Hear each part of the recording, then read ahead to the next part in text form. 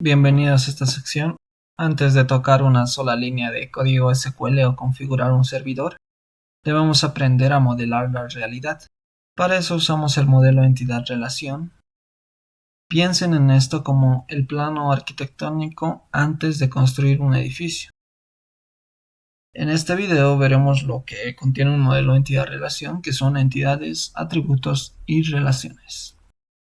Entidad. ¿Qué es exactamente una entidad? Se lo representa como un rectángulo y el nombre en mayúsculas. Una entidad es una cosa u objeto del mundo real que se puede distinguir de todos los demás.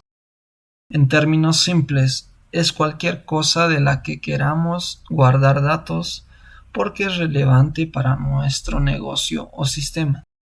No es solo un nombre en una lista, es un concepto que tiene existencia propia. Tenemos dos tipos de entidades. Es fundamental explicar que no todo lo que guardamos en una base de datos se puede tocar. Y tenemos las entidades concretas, que son objetos físicos y tangibles. Por ejemplo, una persona, un libro o una empresa. En pocas palabras podemos decir que si podemos señalar con el dedo en el mundo real, es una entidad concreta. Las entidades abstractas son conceptos o eventos que ocurren pero no tienen cuerpo físico. No por ser invisibles dejan de ser importantes. Como ejemplo de entidades abstractas tenemos un préstamo, unas vacaciones o una inscripción. Aunque no toquemos las vacaciones, si guardamos cuándo empiezan, cuándo terminan y quién se las tomó, ya se convierten en una entidad. Algo importante es que veamos el concepto de instancia, ya que veremos la diferencia entre el molde y el objeto real. La entidad es la categoría general, por ejemplo, estudiante.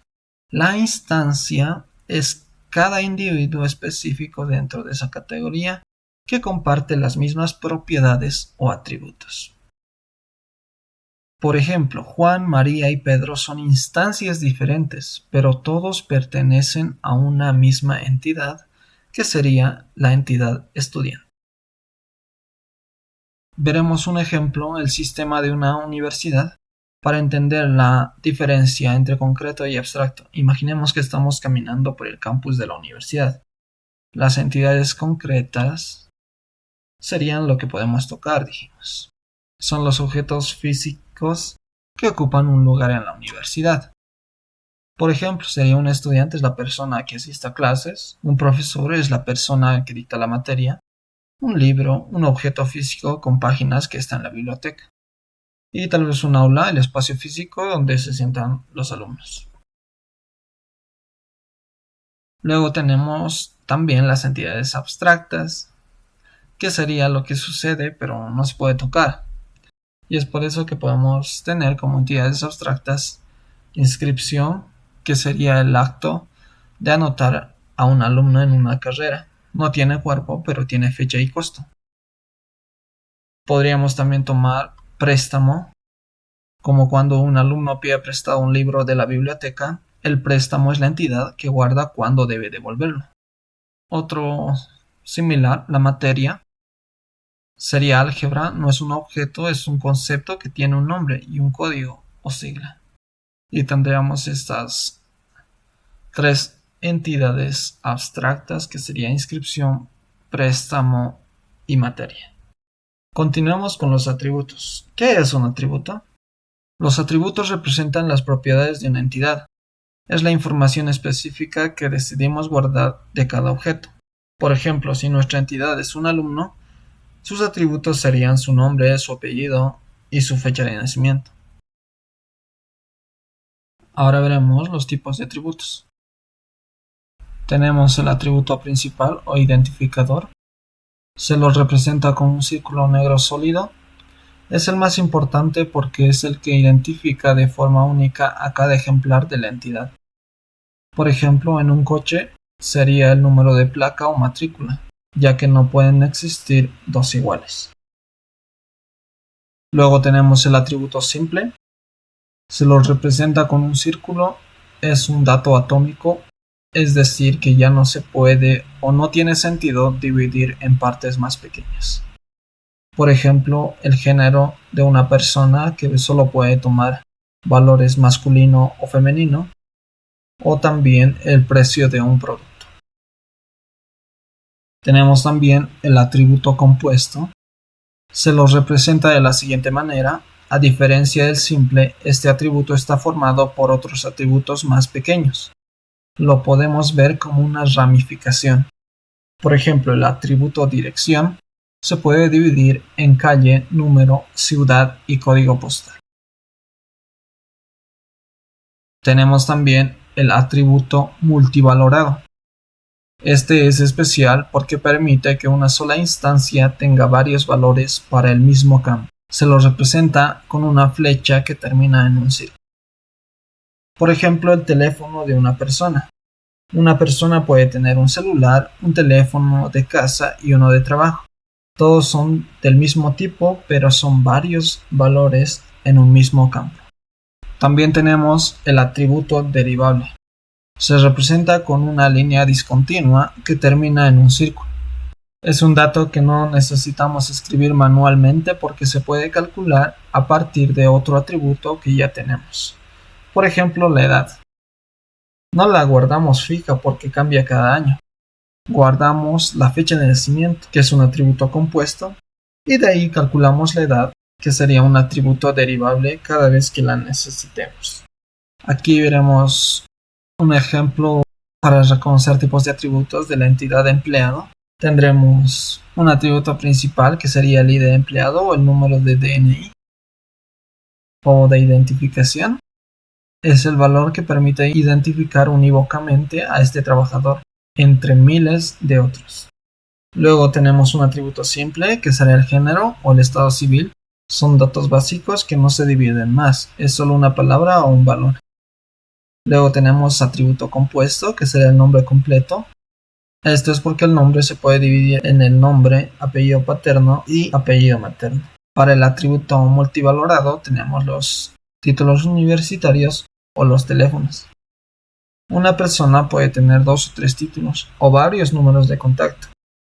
Luego tenemos el atributo derivable. La antigüedad no escribimos 5 años en base de datos porque mañana eso cambiaría. Guardamos la fecha de ingreso y el sistema calcula la antigüedad automáticamente comparándola con la fecha de hoy. Es por eso que sería un atributo derivable, que viene a partir de otro que ya tenemos.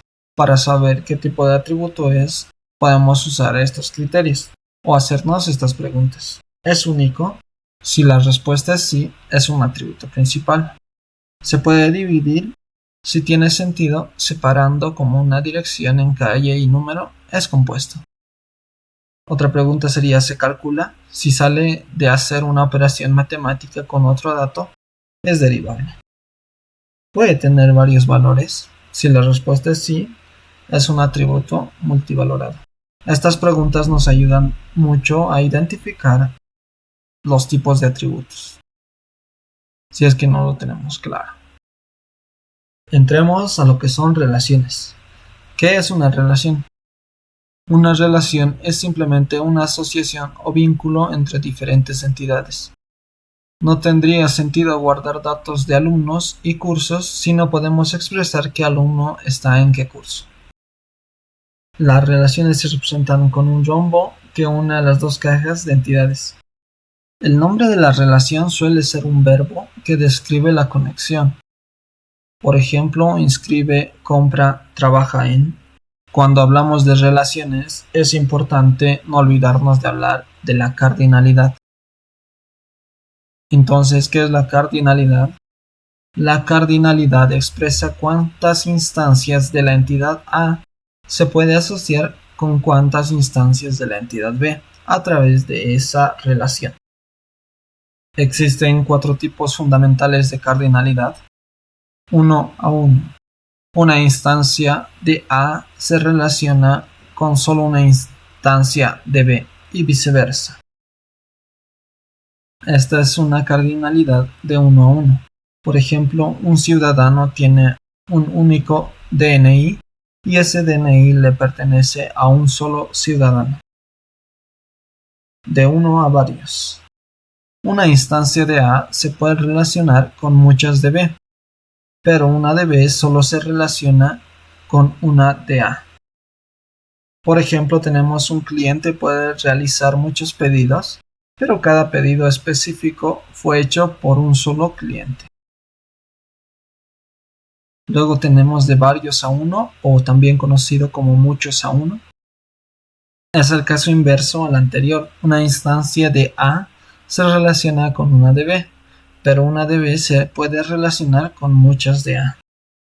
Por ejemplo, tenemos que muchos empleados trabajan en un solo departamento de la empresa. Luego tenemos de muchos a muchos o varios a varios. Muchas instancias de A se relacionan con muchas instancias de B. Por ejemplo, tenemos muchos estudiantes se inscriben en muchos cursos. Un estudiante puede llevar 5 materias y cada materia tiene 30 alumnos. Un ejemplo práctico tendríamos la biblioteca. Usemos este ejemplo para tenerlo más claro. Tendríamos la entidad lector y la entidad libro. Y la relación sería el préstamo, que viene como un rombo. Y el análisis de cardinalidad lo podemos hacer de la siguiente manera. ¿Un lector puede llevarse varios libros? Y la respuesta es sí. Un libro o ese ejemplar físico específico puede ser llevado por varios lectores al mismo tiempo. Y la respuesta es no. Entonces el resultado será que es una relación de 1 a n, es decir, 1 a muchos, de lector a libros. Esto es lo más importante que debemos saber de las entidades, atributos y relaciones para hacer un buen modelo entidad-relación. Nos vemos en un siguiente video.